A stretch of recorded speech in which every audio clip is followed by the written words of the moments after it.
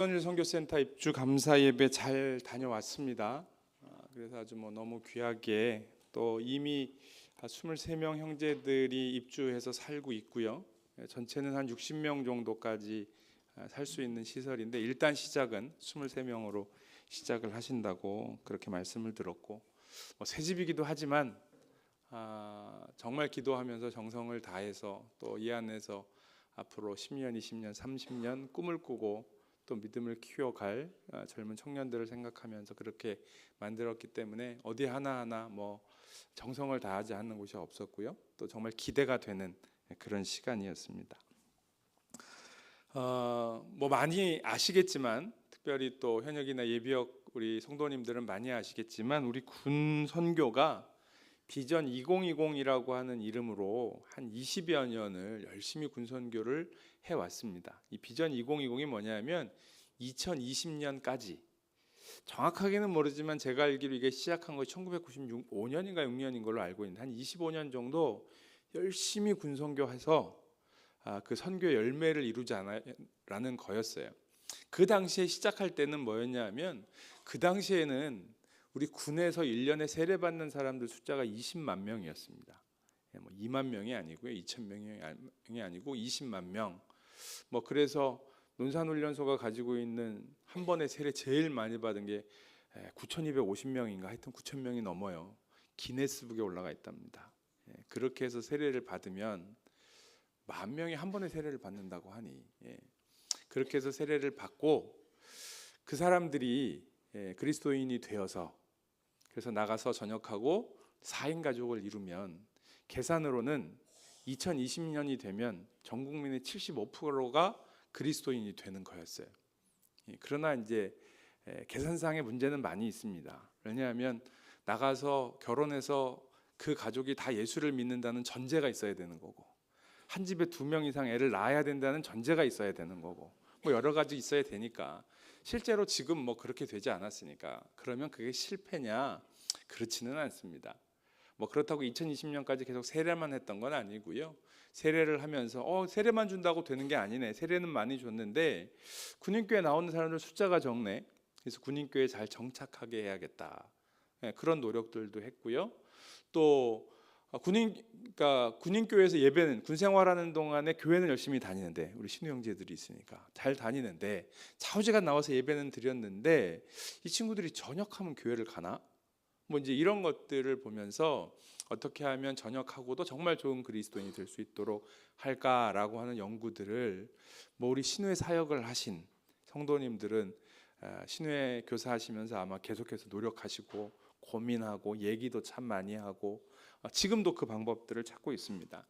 그러한 연결로요, 이제 2020은 2020년에 끝나는 거니까 잘 정리하고 또 다른 선교, 어떤 비전을 가져야 될 건가, 그래서 비전 2030이 21년도에 나왔습니다. 그게 제가 지금 말씀드린 세례받고 잘 양육되어서 그래서 나중에 교회에 갈 수 있도록 그렇게 연결하는 일들을 하자라고 하는 거였어요. 목사님들 사이에 또 군인교회 안에서 신우회 사역을 하면서 단순히 이 논리만 가지고 세례만 준다고 되는 게 아니다라고 하는 이야기는 2020년이 끝나기 훨씬 이전부터 얘기들은 계속 있어 왔습니다. 그리고 그 방법들을 찾아왔고요. 비전 2030을 만들 때에는 좀 더 구체적으로, 그래서 비전 2030의 캐치프레이가 뭐냐 하면 한 영혼을 그리스도께로입니다. 목사님들이 이거 가지고 엄청 오래 밤을 새워가며 회의를 했는데, 사실은 여기까지만 하자라고 이야기를 했는데, 이 군선교를 한국교회 우리가 어떻게 선교할 건지를 좀 보여드려야 되고 이해하고 머릿속으로 그릴 수 있어야 돼서, 그래서 뒤에 어쩔 수 없이 붙인 게 100만 장병을 한국교회로라고 하는 거였습니다. 그래서 엄청 줄였어요. 1년에 10만 명으로 줄였는데, 숫자의 문제가 아니고요, 이것의 중심은 뭐냐 하면 군에 와서, 단순히 군에 와서 처음 교회를 나온 형제들만 있는 게 아니더라고요. 우리 신우 형제들 중에서도 분명히 그런 형제들이 있을 것 같은데, 요즘은 신우의 형제들 가운데 교회를 안 다니다가 군대 와서 다시 교회 나오는 형제들도 제가 꽤 많이 만나봤습니다.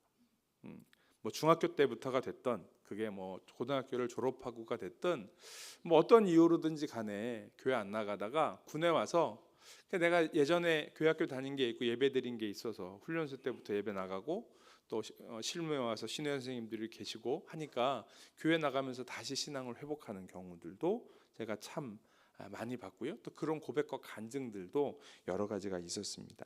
좌우지간 그렇게 좀 내보낼 수 있도록 하는 건데, 저희 해군하고 해병대는 좀 다르게 하기로 했어요.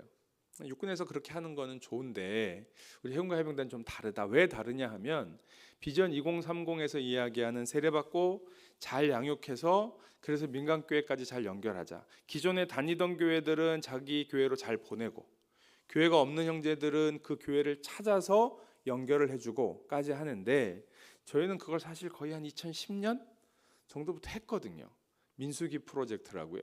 그 민수기 프로젝트를 가지고 교육사와 교훈단에서 그 들어오는 교회 나오는 거의 모든 장병들의 카드를 만들어서 실무 부대로 보내주고, 그럼 거기 신우회 교사들이 그 친구들을 찾아서 잘 양육해서 실무 부대 연결해 주는 걸 하는데 잘 안 되더라고요. 왜 안 됐냐 하면, 뭐 한 기수에 수백 명씩 나와서 카드를 보내주는데 그 한 명 한 명이 어느 부대로 가는지 부대의 그 시스템을 검색해서 찾아서 적어서 카드 만들어줘서 보내는 일이 쉬운 일이 아니거든요. 교육사에서 교원단에서 하는 일이. 근데 좌우지간 그 일이 사명이라고 했는데 실무부대에서 그 카드를 받아가지고 사람을 찾아줄 사람이 없는 거예요. 신우회 교사들 해보셔서 알지만, 신우회 교사 한다고 해서 그 매달 들어오는 수십 장의 카드를 전화하고 뭐 요즘은 그나마 전화 카톡 있어서 다행이기는 하나, 함부로 전화번호를 알려줘도 안 되고요. 요즘은 이제 또 개인정보보호법이 생겨서 또 그렇게 오는 전화를 받지도 않고요. 하여튼 쉽지가 않습니다. 그래서 이 일들을 위해 지혜롭게 잘 헌신할 수 있는 사람이 필요하다라는 생각이 들었습니다. 그래서 해군 해병대의 선교 전략은 뭐냐면 간부를 양육한다라고 하는 겁니다. 정말 군안에서 또 병들은 우리 형제들은 뭐 한 1, 2년 있다가 또 전역하고 나가니까요. 계속 하니까 이 안에서 이렇게 분명히 복음을 들어야 하고 우리가 돌봐야 될 이 형제들을 섬길 수 있는 그런 간부들, 그리고 군인 가족들이 양육하는 것이 중요하다. 그래서 그 이름을 간부 양육 1.0이라고 했고요. 뭐 하다 보니까 자꾸 프로젝트가 나오더라고요. 민수기 프로젝트, 해병대에서는 여호수아 프로젝트, 해군에서는 디모데 프로젝트, 뭐 이렇게 하면서 하는데, 핵심은 뭐냐면요, 간부들도 우리 초급 장교나 또 초급 부사관들이 군에 와서 그래서 군인교회를 섬기면서 함께 이 공동체를 이루어 갈 수 있도록 그들을 돕고 섬기자는 겁니다. 그게 손은일 선교센터하고도 연결이 되고요. 그 일들을 좀 계속 하자라고 하는 겁니다.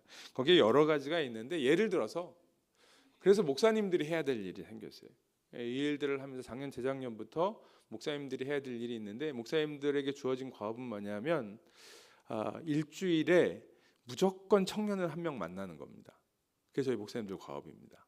일주일에 무조건 청년 한 명을 만난다. 전화를 하든 밥을 먹든 성경 공부를 하든 사무실에 신방을 가든 무조건 한 명은 만난다. 그러면 잘하냐? 그것도 쉽지 않아요. 그것도 쉽지 않지만 좌우지간 그렇게 한다. 그리고 그렇게 하는 것들을 지금 계속 서로 나누면서 그렇게 하고 있어요. 분명히 효과는 있습니다. 분명히 효과는 있고 군인교회 안에 들어올 수 있는 그런 통로가 열려 있고 또 찾아가서 만나고 그런 일들을 하는 거죠. 이런 군선교를 하면서, 근데 이게 군선교만이 아니에요. 사실은 우리가 교회에서 신앙생활하는 것도 마찬가지고요. 또 살아가면서 우리가 분명히 배워야 하고 가지고 있어야 하는 게 뭐냐면 만날 줄 아는 겁니다. 하나님을 만날 줄 알아야 하고요. 사람을 만날 줄 알아야 합니다. 예수님 한번 보세요. 우리가 요한복음 말씀을 보는데 예수님께서요, 이제 그 사역을 다 하시고요. 이제 오늘 말씀은 20장, 요한복음 20장 예수님이 부활하셔요. 그럼 예수님이 부활하시고 나서 하신 일이 뭘까요? 예수님이 십자가에 달려 죽으시기 전에는 우리가 잘 알아요. 말씀도 전하시고 기적도 행하시고 가르치시고 뭐 성전도 혼내시고 뭐 여러 가지 일들을 하셨어요. 그리고 십자가에 달려 죽으시고 이제 부활하셨어요. 부활하시고 무슨 일을 하셨는가를 보았더니 적어도 요한복음에는 뭐가 나오냐면, 성경 가지고 계신 분들은 보세요. 20장에 보시면 20장 1절부터 10절까지는 예수님께서 부활하신 이야기가 나오고요. 그리고 11절부터 나오는 게 뭐냐면 막달라 마리아에게 나타나시다. 아마 여러분들 제목에도 그렇게 나와 있을 겁니다. 막달라 마리아에게 나타나시다.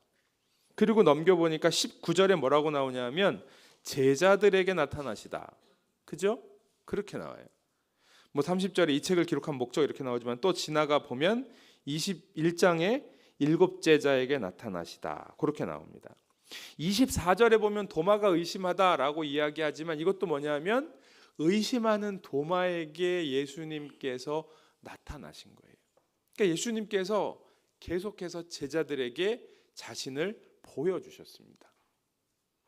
예수님께서 공생의 사역을 시작하면서도 그렇게 하셨는데 제자들을 부르시고 찾아가시고 만나시고 자신을 드러내시고 내가 세상의 빛이다, 나는 선한 목자다, 나는 참 포도나무다, 이렇게 가르쳐 주시고 말씀하시고 그랬는데 부활하시고 나서도 하신 일이 그거였더라고요.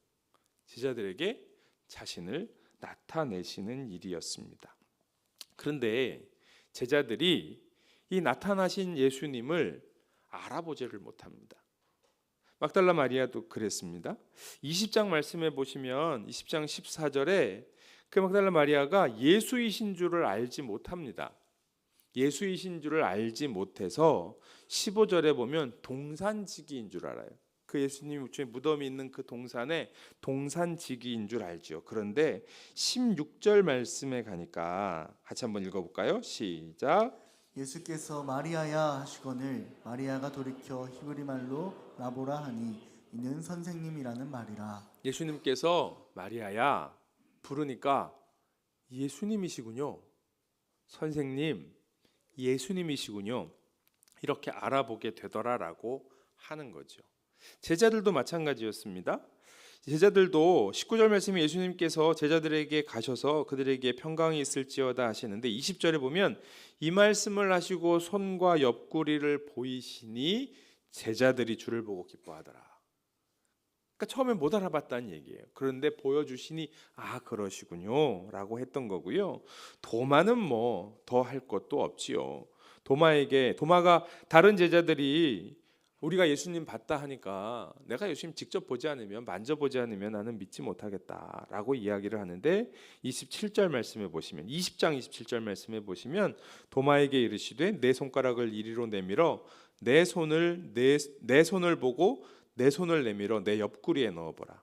이렇게 말씀하시면서 도마에게도 당신이 예수님이신 것을 알려주십니다. 오늘 21장도 마찬가지예요. 예수님께서 제자들에게 가시는데 처음 하신 말씀은 21장 5절입니다. 예수께서 이르시되 얘들아 너희에게 고기가 있느냐라고 물으십니다. 사람들이 이 제자들이 알아채지를 못합니다. 네, 저희가 없습니다라고 대답을 하고요. 예수님께서 그물을 배 오른편에 던지라 그리하면 잡으리라 하셨더니 7절에 예수께서 사랑하시는 그 제자, 아마 요한이라고 생각을 하는데 그 제자가 베드로에게 이르되 주님이시라. 그러니까 무슨 말이에요? 예수님이신 것 같은데 저분 예수님 아니야? 라고 이야기하는 거죠. 그러니까 베드로가 그제서야 알아보고, 베드로는 성질이 급하니까요.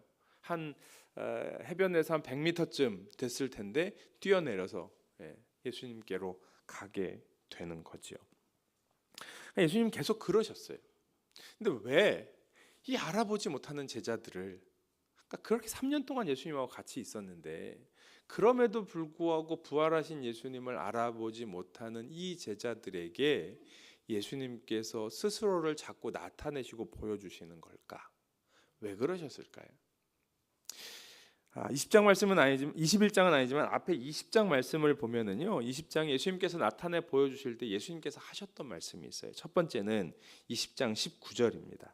20장 19절 한번 같이 읽겠습니다. 시작. 이날 곧 안식 후 첫날 저녁 때에 제자들이 유대인들을 두려워하여 모인 곳의 문들을 닫았더니 예수께서 오사 가운데 서서 이르시되 너희에게 평강이 있을지어다. 아멘. 문을 다 닫아놨는데 무서워서 숨어 있었던 거죠. 그들이 숨어 있고 어디에 있는지도 모르게 몰래 숨어 있지 않았겠어요? 숨어 있었다고 한다면. 그런데 거기에 예수님께서 문은 다 닫아놨는데 오신 거죠. 뭐 벽을 뚫고 들어왔다는 얘기지요. 그 쟤네들 얼마나 놀랬겠어요. 근데 예수님이 하셨던 말씀이 뭐냐면 너희에게 평강이 있을지어다. 근데 이 말씀을 여기만 하시는 게 아니라 21절에도 가면 예수님께서 또 이르시되 너희에게 평강이 있을지어다. 26절에도 예수께서 가운데 오사 가운데 서서 이르시되 너희에게 평강이 있을지어다. 그러니까요. 예수님께서 계속 제자들에게 가셔서 하셨던 말씀 뭐예요? 너희에게 평강이 있을지어다. 왜 예수님께서 그렇게 부활하시고 제자들에게 나타나신 거예요? 왜 보여주신 거예요? 그들에게 평강을 주시기 위해서라고 하는 거죠. 놀래키시려고 하는 게 아니고요. 그들이 진짜 평강을 얻어야 되는데 그 평강이라고 하는 것은 주님을 보고 주님을 알아야 얻을 수 있는 평강이라고 하는 겁니다. 세상의 것을 가졌을 때 얻을 수 있는 평강과 다른 거예요. 내가 너희에게 평안을 주노니 세상이 주는 평안이 아니라고 말씀을 하셨어요. 그건 뭐냐면 하나님을 알 때 누리는 평강입니다. 어린아이들이 자기가 갖고 싶은 것을 뭐 장난감 이런 거 받으면 엄청 좋아하겠죠. 좋아하죠. 예, 되게 좋아합니다. 근데 그건 평강이 아니잖아요. 진짜 평강은 뭐냐면 엄마가 아빠가 내 옆에 있다고 느낄 때 평안한 거죠. 그렇잖아요. 그러니까 잘 때도 엄마 아빠가 옆에 있어야 잘 잠이 드는 거죠. 예, 그런 거 아니겠습니까? 우리가 얻어야 하는 진짜 평안은 뭐냐면 나에게 무엇이 있어서 평안이 한 것이 아니라 그러면 평안할 것 같은데 아니라는 거예요. 진짜 평강은 우리가 하나님을 알 때 그거를 원하셨던 거예요. 예수님께서 왜 제자들을 3년 동안 훈련시키셨겠느냐고요. 오늘 말씀을 하겠지만 사명을 주시고 그 사명을 감당하라고 하시는 건데 그 사명을 어떻게 감당할 수 있냐고요. 트레이닝을 많이 하면 지난주에 연습과 훈련에 대해서 말씀을 드렸지만 그 연습과 훈련은 우리가 교회에서 사역하는 연습과 훈련을 얘기하는 게 아닙니다. 그것도 필요합니다. 사역을 좀 더 효율적으로 하기 위해 그 부서의 사역을 전문적으로 관심이 있는 부분은 더 열심히 하시는 것도 필요하지만 그건 다음이에요. 좌우지간. 가장 중요한 건 뭐냐면 내가 하나님을 아느냐라고 하는 거예요. 내가 그 사역을 하면 하나님을 만나느냐라고 하는 거예요. 목사는 목회 전문가예요. 그런데 목사가 목회하면서 하나님을 만나고 경험하지 못하면 이건 나에게 사명이 아니라 침이 되는 겁니다. 고통스러운 일이 되는 거예요. 그런데 하나님이 나와 함께 하고 계시면 목사가 근무 시간 따지겠냐고요. 내가 몇 시간 근무했는데 이러겠느냐고요. 그렇지 않습니다. 왜냐하면 이건 저에게 주신 사명이니까요. 하나님이 나에게 주신 사명을 감당하는데 그거 감당한다고 나라에서 월급도 주네. 감사한 거죠. 감사한 거죠.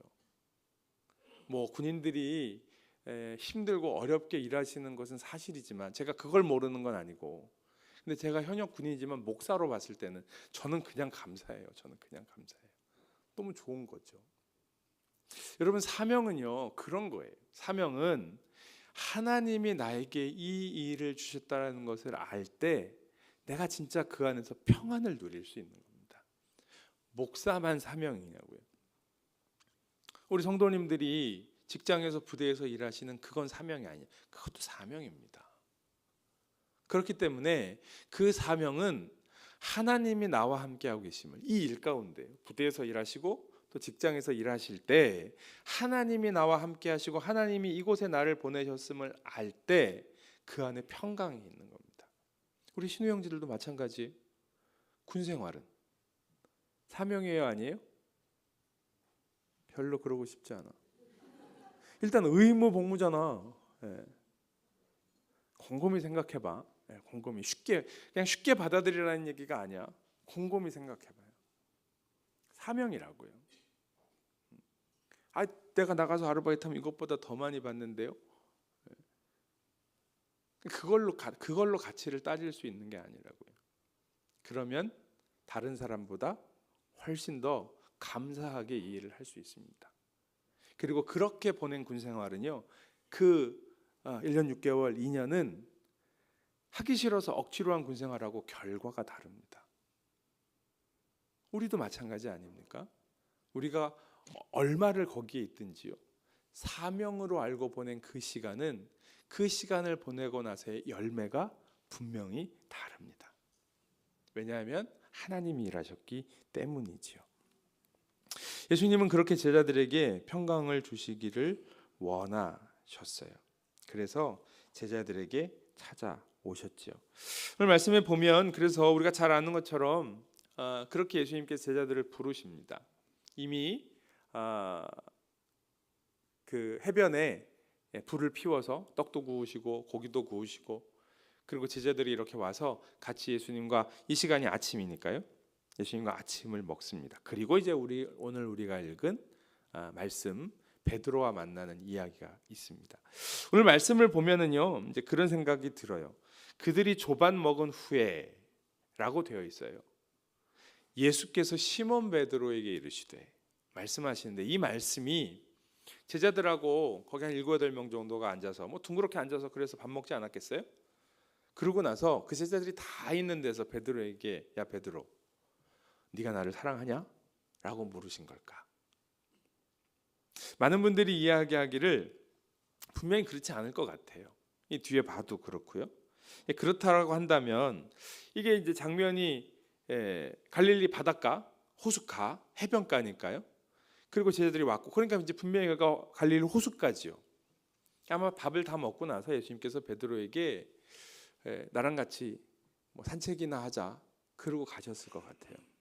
커피는 없었을 것 같으니까 커피나 한잔 하자는 아니었을 것 같고요. 산책이나 하자, 그리고 가셨을 것 같아요. 그러니까 베드로를 개인적으로 만나 주시는 거예요.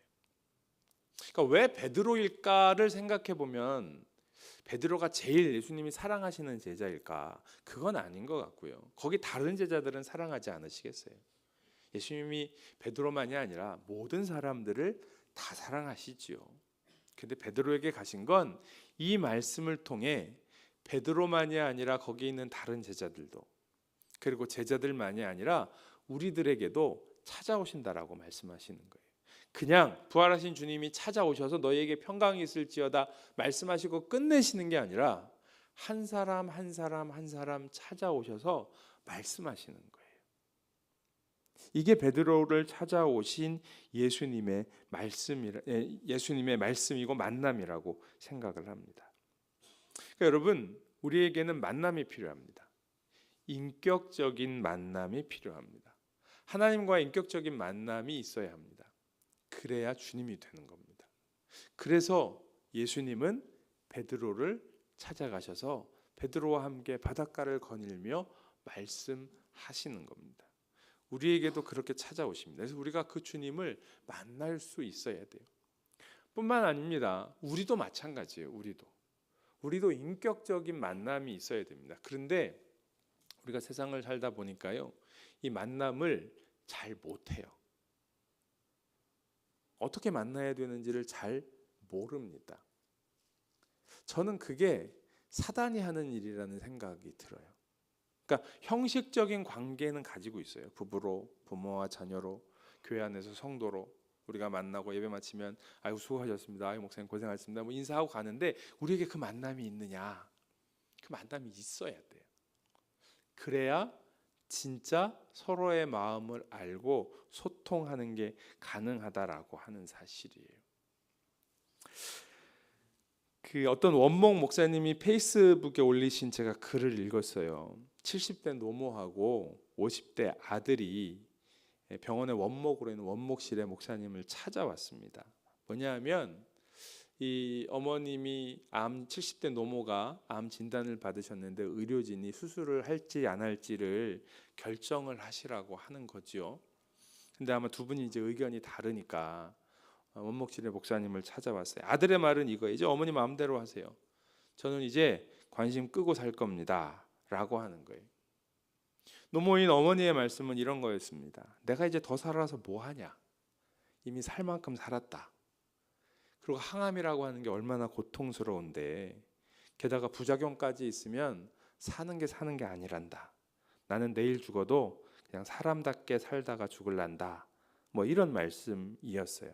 그런데다가 내가 치료받으면 기운 없어서 이제 휠체어 타고 다니고 막 이래야 될 텐데, 그러면 네가 끌고 다니고 네가 병수발 다 해야 되는데 너 그거 할 수 있냐? 라고 50대 아들에게 말씀을 하시는 거예요. 이 목사님이 보니까 이 어머니가 젊어서부터 뭐 암 수술도 하고 여러 가지 건강에 어려움이 있으셔서 사실은 한 30년 여러 가지 질병으로 고생을 하신 거지요. 그러니까 아들은 계속 하는 말이 뭐냐면, 알았다고요. 어머니 마음대로 하세요. 저 이제 신경 끌 겁니다. 뭐 이렇게 하는데, 목사님이 가만히 보니까 어머니는 굉장히 논리적으로 또박또박 말씀을 잘 하시는데 아들이 하는 말은 계속 그거예요. 알았다고요. 어머니 마음대로 하세요. 계속 그 얘기만 하는데 결론은 안 나는 거예요. 목사님이 그랬대요. 그 어머님이 집사님이신데, 집사님 말씀하고 싶으신 거 잠시만 참으시고 아들 집사님 이야기 한번 들어보시죠. 이제 이렇게 해서 아들이 이야기를 했습니다. 씩씩대던 아들이 마음을 가라앉히고 이야기를 하는데 이런 얘기를 하는 겁니다. 저는 아직 엄마를 보낼 준비가 안 됐어요. 엄마가 하늘나라 가면 저 하나밖에 안 남는데, 물론 언젠가는 이별을 하겠지만 수술할 수 있다고 하니 조금 힘들고 부작용이 있어도 전 엄마가 수술했으면 좋겠어요. 엄마랑 맛있는 것도 더 먹으러 다니고 싶고 단풍 구경도 모시고 가고 싶고 어머니랑 좀 더 많은 시간을 보내고 싶어요. 뭐 이런 이야기를 한다는 겁니다. 이 어머님 집사님이 그런 말을 하시더래요. 하도 답답해서 아들하고 얘기가 안 되니까 짜증도 나고 그래서 기도했는데 잠들기 전에 하나님께서 목사님을 찾아가라고 하셨대요. 그래서 여기가 기독교 병원이니 혹시 병원에 목사님이 계실까 해서 찾아왔는데 찾아오길 잘했다는 말씀을 하신다는 거죠. 이 목사님이 그 중간에 하는 글에는 그런 얘기 하시더라고. 병원에서 일하는 원목으로 이렇게 수술하라고 권하는 게 좋은 건 아니랍니다. 호스피스 하면서 본인이 결정하고 본인의 삶을 잘 정리할 수 있도록 도와줘야 되는 게 맞는데 본인도 뭐가 맞는지 잘 모르겠대요. 하여튼 그렇게 이야기를 했대요. 그런데 아들의 그 이야기를 들으면서 어머님의 표정이 바뀌더라는 거예요. 아들도 하고 싶은 이야기를 이제야 할 수 있어서 굉장히 후련하다는 표정을 보았다라고 이야기를 합니다. 거기 보니까 몇 주 뒤에 연락이 왔는데 수술하셨답니다. 어머니가 뭐 자식 이기는 부모 있겠어요? 그렇게 했는데 중요한 건 그건 것 같아요. 그러니까 정말 서로 인격적인 만남이 있느냐. 그게 안 되니까요. 어머니는 어머니대로 아들을 키우면서 그랬던 거고 아들은 아들대로 어머니한테 자기 마음을 이야기 못하니 서로 그냥 사실 그럴 일이 아닌데 아들은 어머니를 생각한 거고 어머니는 아들을 생각한 건데 그것 때문에 오히려 마음이 상하고 힘들고 어렵고 그런 일들이 일어나게 되는 거죠. 여러분 사람 사이에도 그렇고요. 또 하나님과 우리도 그렇습니다. 하나님이 우리에게 주시는 마음을 우리가 모르는 거 아닙니다. 뭐 그렇다고 해서 이런 마음들을 이 어머니와 아들이 서로 몰랐을까요? 그렇진 않았을 겁니다. 이미 다 알 겁니다. 그럼에도 불구하고 찾아와 인격적으로 만나지 않으면 그게 안 됩니다. 교회 안에서도 마찬가지고요. 가정 안에서도 마찬가지입니다. 교회에서도요. 서로 다 이 교회가 잘 되기를 바라는 마음이에요. 우리가 군성교를 잘하기를 원하는 마음이에요. 그래서 저 한 명이라도 더 하나님을 알고 한 명이라도 그 삶이 행복해지기를 바라는 마음인데 근데 그게 서로의 마음을 잘 듣지 못하면 이해하지 못하면 자꾸 그런 일들이 일어나게 되는 거죠. 그래서 예수님은 베드로 한 명을 찾아오신 것 같아요. 이 말씀은 베드로를 사랑해서 찾아오신 게 아니라 우리를 찾아오시겠다는 하나님 아버지의 마음이시죠. 여기에만 있는 건 아닙니다. 성경 어디를 들여다봐도 하나님께서 나를 사랑하셔서 나를 찾아오시는 하나님 아버지의 마음이 있습니다. 우리는 그 마음을 알아야 됩니다. 그리고 그 하나님 아버지 마음에 그 하나님 아버지의 음성에 귀를 기울여야 합니다. 뭐라고 말씀하시는지. 그런데 이제 뭐라고 말씀하시는지를 보니까요. 예수님께서 베드로에게 하신 말씀이 뭐예요? 요한의 아들 시몬아, 내가 나를 사랑하느냐. 그러니까요. 이게 뉘앙스가 다양하게 느껴질 수 있을 것 같아요. 책망일 수도 처럼 들릴 수도 있고요. 너 나 사랑하는 게 맞긴 맞냐? 너 기억하냐? 옛날에 나 3번 부인했던 거 안 한다며. 자신이 때문에. 뭐 이런 책망처럼 들릴 수도 있고요. 예수님이 그러시는 않겠으나 원망처럼 들릴 수도 있겠죠. 너 어떻게 그럴 수 있냐? 근데 예수님은 이미 아셨어요. 그러니까 원망하실 건 아니고요. 또 책망하시지도 않을 텐데 그렇게 들릴 수 있을 것 같아요. 분명한 건 뭐냐면 베드로가 부담스러웠을 거라는 거예요. 아마 대충 식사가 마무리됐는데 베드로야 같이 가자. 뭐 이렇게 얘기했을 때 엄청 부담스러웠을 겁니다. 왜 그러실까? 그때 마음은 그랬을 거예요. 나 수제자 하고 싶지 않은데. 뭐 이런 마음이지 않겠어요? 그런 마음으로 아마 일어섰을 겁니다. 그리고 바닷가를 걸어가고 있는데 아니나 달라 물으시는데 네가 나를 사랑하느냐? 라고 물으시는 거죠. 왜 그렇게 물으셨을까요? 예수님이. 너 이건 알아야 된다. 네가 나 배신한 거다. 이러려고 3번 배신했기 때문에 3번 물으셨을까?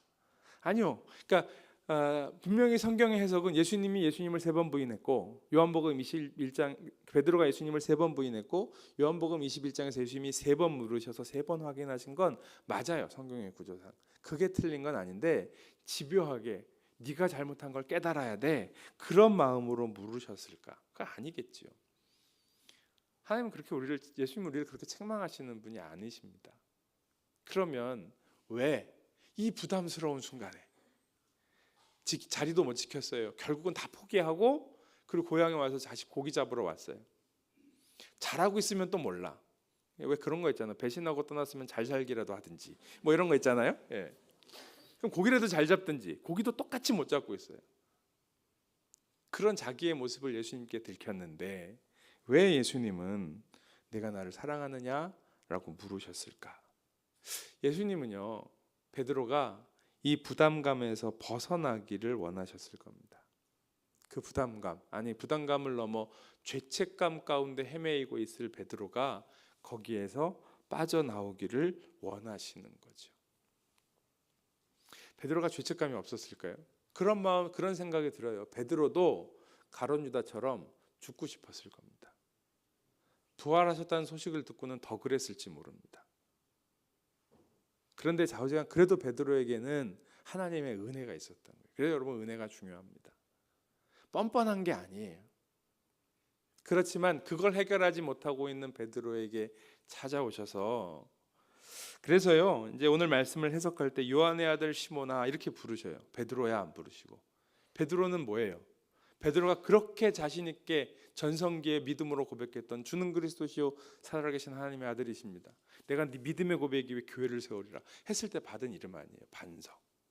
근데 베드로야 이렇게 부르시면 네가 반석이냐? 이렇게 되는 게 되잖아요. 그래서 그렇게 안 부르셨어요. 그냥 그 당시에 보통 부르던 이름이에요. 요한의 아들 바요나 시모나 이렇게 부르시는 거예요. 그러면서 부르시는 거예요. 내가 나를 사랑하느냐라고 부르셔요. 여기 뭐 내가 다른 사람들보다 나를 사랑하느냐 뭐 이런 것에 대한 해석은 오늘 하지 않을게요. 좌우지간 3번 물으셨어요. 내가 나를 사랑하느냐라고 물으셨어요. 베드로가 잘 대답 못합니다. 그러니까 주님 그러하나이다. 내가 주님을 사랑하는 줄 주님 아시잖아요. 제가 그때 거짓말은 아니었습니다. 지금도 주님을 사랑하지만 그렇게 말할 면목은 없지만 제가 거짓말은 아닙니다. 뭐 이런 거 아니겠어요?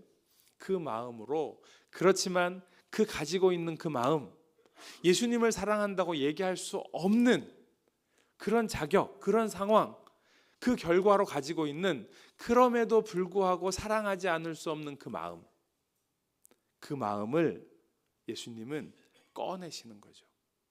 그 마음을 귀하게 보시는 거예요. 왜 그렇게 하셨을까요? 베드로가 사명을 감당하기를 원하시니까요. 베드로를 사랑하시니까 베드로가 사명을 감당하기를 원하시니까요. 여러분 사랑하면 그런 마음이 듭니다. 사랑하면 아이들 보면 자녀들 또 손주들 이렇게 보시면 저도 예전에 그런 생각이 마음이 들더라고요. 아 이게 눈에 넣어도 아프지 않다라는 말씀들이 이런 마음인가 보다. 주로 잘 때 보이긴 합니다. 그런 마음은 잘 때 보이긴 하는데 좌우지간 그런 생각이 들 때가 있더라고요. 그렇게 너무 이쁘면은요, 그런 말 하시죠. 너 아무것도 안 해도 된다. 그리고 장가도 가지 말고 시집도 가지 말고 그냥 엄마 아빠랑 옆에서 살아라. 뭐 이런 말씀들을 한 번도 해본 적이 없고 생각해 보신 적도 없나요? 그럴 때가 있어요. 근데 그렇다 할지라도 그렇게 시키지는 않죠. 왜냐하면 내 소유가 아니니까요. 내가 그냥 가지고 놀 장난감이 아니니까요. 그러니까 바라는 건 뭐예요? 잘 커서 사명을 감당하는, 자기 일을 잘 감당하는 그런 행복한 삶을 살아가기를 원하는 거죠. 하나님도 그러시지 않겠어요? 하나님도 우리가 그냥 교회만 붙어가지고요, 교회 안에서 행복해하고 중요해요. 그런데 우리가 교회 안에서 행복해야 하는 이유는 하나님이 우리에게 주신 사명을 감당하라고 하는 겁니다. 그 사명이 뭐냐고요? 요한의 아들 시몬아 내가 나를 사랑하느냐라고 물으셨고요. 주님 그러하나이다. 내가 주를 사랑하는 줄을 주께서 아시나이다 라고 하는 베드로에게 주님께서 주셨던 사명, 내 어린 양을 먹이라, 내 양을 치라, 내 양을 먹이라. 결국은 돌보라는 거예요. 내 양을 돌보라라고 말씀하시는 거죠. 여러분, 예수님의 마지막 명령이 마태복음에 보면 뭘로 나오냐면 가서 제자 삼으라. 그죠? 모든 족속에게 아버지와 아들과 성령의 이름으로 세례를 주고 그리고 그들을 제자 삼아 내가 너에게 명령한 모든 것을 가르쳐 지키게 하라. 이게 마태복음에 나오는 마지막 명령인데 요한복음에 보면 베드로에게 주신 마지막 명령은 내 양을 돌보라라고 하는 거예요. 그러니까 사실은 마태복음에 나오는 제자를 삼으라는 것과 내 양을 돌보라라고 하는 건 같은 겁니다. 그러니까 제자 삼으라는 이야기는 단순히 교회로 전도하라는 이야기가 아니에요. 교인 만들어서 교회 등록시키라는 이야기가 아니라 그렇게 해서 하나님을 알고 하나님을 아는 감격 있게 그의 인생 가운데 결단해서 세례를 받아 진짜 그리스도인이 되고 그 신앙이 교회 안에서 계속 잘 자라서 그래서 사람들에게 하나님 나라가 무엇이고 하나님이 어떤 분이신지를 잘 전할 수 있는 그리스도인이 되라고 하는 거죠. 그 과정을 다 뭐라고 하냐면 내 양을 돌보는 과정인 거죠. 이게 우리에게 주신 사명이에요. 그러니까 우리가 하나님의 자녀, 하나님의 백성이 되었을 때 때때로 주님을 부인하기도 했지만 그런 우리에게 찾아오신다고요. 한 사람 한 사람 한 사람에게 찾아오셔서 예수님이 하시는 말씀은 나를 사랑하지 안 하고 예수님을 배신했던 것을 확인시키시려고 했던 게 아니라 그런 실패는 있었으나 여전히 예수님을 사랑하는, 예수님을 사랑하기 때문에 그 대제사장과 그 예수님을 비난하고 죽이려고 한 사람들이 득실득실한 그 대제사장의 집에 몰래 들어갔던 그 마음을 예수님은 보시는 거죠. 그래서 물으시는 거예요. 너 나 아직도 사랑하는 거 맞지? 라고 물으시는 거예요. 예 주님, 제가 이렇게 말씀드리기는 참 면목이 없지만 저 그래도 주님을 사랑합니다 라고 고백하는 거죠. 그때 주님이 뭐라고 하시냐면 그러면 됐다. 내 양을 돌봐라. 아니 나 하나도 제대로 못 돌보는데요. 나도 하나 제대로 안 되는데 아니야. 괜찮아. 내 양을 돌봐라. 라고 말씀하시는 거죠. 여러분 이게 요한복음을 통해 우리에게 주시는 하나님 주신 사명입니다. 내가 어떠한 모습이어서가 아니에요. 부모가 될 자격이 있어서 부모가 되셨습니까? 아이를 키울 줄 알아서 아이를 낳으셨어요? 아니에요. 잘 키우셨습니까? 아니요. 최선은 다했어요. 그걸로 되는 거죠. 아이는 하나님이 키우시는 거예요. 교회도 마찬가지입니다. 성도를 돌보는 일은 누가 하는 거예요? 하나님을 아는 사람이에요. 하나님이 사명을 주셨으니 그 일을 감당하는 겁니다.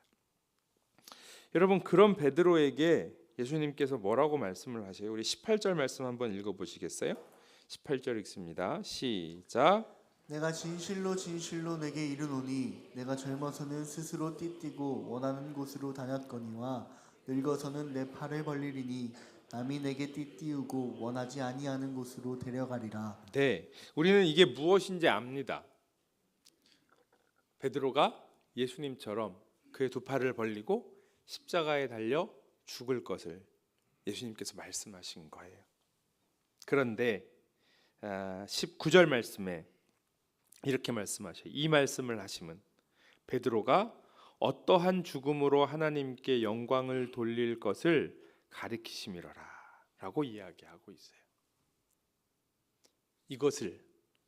이 죽음이 하나님께 영광이 된다고 이야기하는 거예요. 이게 베드로의 영광이라는 거예요. 예수님처럼 십자가에 달려 죽는 것. 내가 예수님을 따르겠다고, 내가 예수님을 지키겠다고, 그런데 그 사람들 몇 명이 너 예수님의 제자지라고 얘기했을 때 그때 그것조차 대답할 수 없었던 베드로, 그 베드로에게 그 안에 있는 사랑을 다시 확인하시면서 그에게 사명을 주시는 거예요. 내 양을 돌봐라. 그리고 이것이 너에게 영광이 되고 축복이 될 것이다. 여러분, 사람을 돌보는 건 힘든 일입니다. 어려운 일입니다. 그러나 이건 너무너무 복된 일입니다. 우리 젊은 가정들은 아이 낳고 열심히 잘 키우시고 막 애가 4명도 있는 가정도 있고 너무 훌륭하세요. 너무 훌륭하세요. 힘들지요. 어렵지요. 그런데 그걸 통해서 얻는 하나님 주신 놀라운 축복이 있잖아요. 우리 젊은 성도님들 아이 키우시는 거 되게 힘들고 어려운 거 압니다라고 얘기하면 제 아내가 당신이 뭘 알아 그럴 것 같은데 하여튼 머리로는 압니다. 압니다. 근데 여러분, 사명입니다. 사명으로 알면 그 안에서 하나님이 주시는 은혜를 누릴 수가 있어요. 누리시기를 바랍니다. 그러면 아이가 행복해요. 가족이 행복해요. 엄마 아빠도 행복해요. 그렇게 살아가는 거예요. 물론 부모님들이 도와주실 수 있고요. 같이 할 수 있어요. 그러나 그 일이 얼마나 귀하고 아름다운 일인지를 알아야 됩니다. 하나님 보시기에. 그렇게 할 때 이게 영광이 되는 거예요. 축복이 되는 거예요. 여러분, 이 베드로에게 말씀하셨던 이 예수님의 말씀은 용서이기도 하고 회복의 이야기입니다. 예수님을 3번이나 부인했어요. 그건 그의 인생에 있어서 자기가 주인 되고 싶었던 거예요. 일을 해도 자기가 하고 싶었어요. 예수님을 지켜도 내가 지키려고 했고 예수님을 따라도 내가 따르려고 했어요. 그런데 용서라고 하는요, 그렇게 해서 실수했던 베드로에게 그냥 둔두리면서 예수님이 오셔서 잘 지냈냐? 괜찮아, 너 그럴 줄 알았어. 그럴 수도 있지 뭐. 이러고 끝나는 게 용서가 아니라는 거예요. 진짜 용서는 다시 헌신하고 일할 수 있도록 믿고 사명을 주는 겁니다. 새로운 도전, 새로운 사명을 주는 거예요. 그래서 용서는, 사랑은 사명으로 연결됩니다. 사랑하는 성도 여러분, 하나님이 우리에게 주시는 영광이 있습니다. 그 영광은 힘들고 어려운 길입니다. 여러분, 우리가 덕 담을 때 꽃길만 걸으라고 하죠. 예수 믿고 걷는 꽃길은 없습니다. 왜냐하면 예수님이 꽃길을 안 걸으셨거든요. 예수님은 가시밭길을 걸으셨어요. 그러니까 우리도 예수님 따르려면 가시밭길 걸어야 돼요. 근데 예수님과 함께라면 가시밭길이 꽃길이 되는 거예요. 그리스도인은 그렇게 사는 사람입니다. 예수님과 함께라면 가시밭길이 꽃길이 되고요. 예수님과 함께하면 가난함이 부요함이 되는 거고요. 예수님과 함께하면 약함이 강함이 되는 거예요. 그게 그리스도인이에요. 우리 2024년 한 해를 그렇게 살아가는 우리 해군중앙교회 모든 성도님들, 모든 가정, 우리 신우 형제들 되기를 주님의 이름으로 축원합니다. 네.